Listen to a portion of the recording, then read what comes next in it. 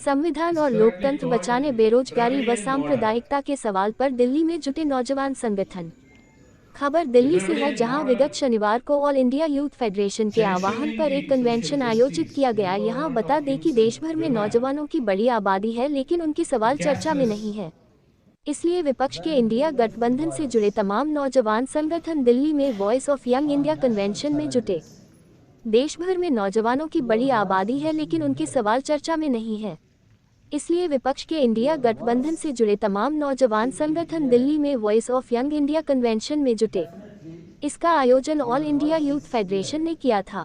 Convention में शामिल संगठनों ने देश में युवा जिन चुनौतियों से जूझ रहे हैं, इस पर चर्चा की साथ ही साथ देश में संविधान पर बढ़ रहे खतरे और लोकतंत्र को बचाने की मुहिम को लेकर बेरोजगारी और सांप्रदायिकता के सवाल पर और कैसे लड़ना है, इसकी रणनीति बनाई। देखिए खबर जन आवाज की विशेष रिपोर्ट। के विषय में विचार था, उन चीज को अडॉप्ट करके हमारा मूल रूप से कहने का मतलब है, जो हमारे सामने जितनी चुनौतियां हैं, सारा का समाधान केवल सोशलिज्म और समाजवाद से हो सकता है, लेकिन होना चाहिए वास्तविक समाजवाद। जयप्रकाश नारायण जी अपना किताब में लिखे हैं कि समाजवाद वहां अधूरा है जहां नेता का बेटा नेता घोषित हो जाता है। खुद जयप्रकाश नारायण ने कहा है, और उन्हीं का बात लोग बोल रहे हैं सब जगह है। यहाँ भी बहुत लोग थे, हम लोग तो सोशलिस्ट पार्टी का तो नाम ले रहे हैं, सोशलिस्ट विचारधारा का तो नाम ले रहे हैं, लेकिन उनके नेताओं का बात नहीं मान रहे हैं। अगर अपने अपने नेताओं का ही बात मान ले तो बहुत इस देश का भला हो जाएगा। दूसरे तरफ आजकल इस देश में बहुत नाम हो रहा है इसका कि हिंदू धर्म है। आप लोगों को मालूम होना चाहिए, वहाँ मंदिर भी बन रहा है और मस्जिद भी बन रहा है, और दोनों कमेटी के चेयरमैन बीजेपी के नेता है, मस्जिद कमेटी के भी चेयरमैन बीजेपी के नेता है।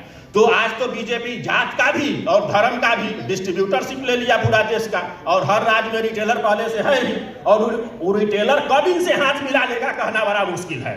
वो रिटेलर और डिस्ट्रीब्यूटर बहुत दिन अलग अलग नहीं रहता है। आपको याद होगा 1989 का सरकार, लालू यादव का सरकार बीजेपी के समर्थन से बना था।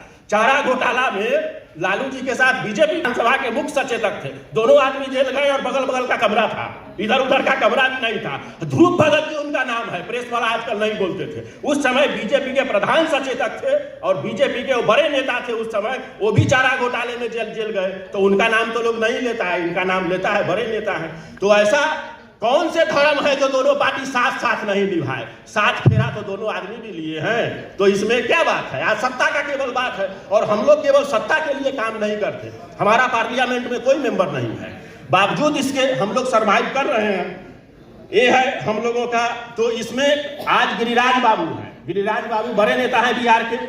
वो कल प्रवचन दे रहे थे कि हिंदुओं को हलाल मीट नहीं खाना चाहिए, झटका मीट खाना चाहिए। तो बीजेपी का जो नेता है वो धर्म का बात भी खुद बोलते हैं, रात में मुर्गा भी खा लेते हैं कस के, और सवेरे सवेरे उठ जाते हैं, हनुमान चालीसा भी जोर से पढ़ने लगते हैं। तो लोग को लगता है बहुत बारी भक्त है, लेकिन मुर्गा खाने के बाद तो बहुत पेट में गड़बड़ होता है, सवेरे उठना होता है। मैं तो वेजिटेरियन आदमी हूँ, इसलिए मुझे ज्यादा अनुभव इसका नहीं है, लेकिन एक कारण है। आज अगर जैसे आप लोगों को मालूम होगा, रामचंद्र जी अपने जीवन में केवल एक आदमी को मौत का सजा सुनाए थे, वो अपने भाई को लक्ष्मण जी को मौत का सजा दिया था इन्होंने। आज अगर बीजेपी का लोग, जैसे एक गाना भी है, देते हैं भगवान को धोखा, अगर उस दौर में बीजेपी होता तो प्राण साहब को, मनोज कुमार साहब को, इन सारे लोग पर यूपीए लग जाता। रामचंद्र जी अगर अभी आ जाए तो बीजेपी का लोग रामचंद्र जी को रामचरितमानस का ट्यूशन 6 महीना पढ़ाएगा। ये अब आपको याद नहीं है उस समय में क्या क्या हुआ था। तो ऐसा message is very clear. We will have to fight together, defeat BJP, save India. That is the message. It is clear. And all big students, organizations, they have come together. It is a very great positive message.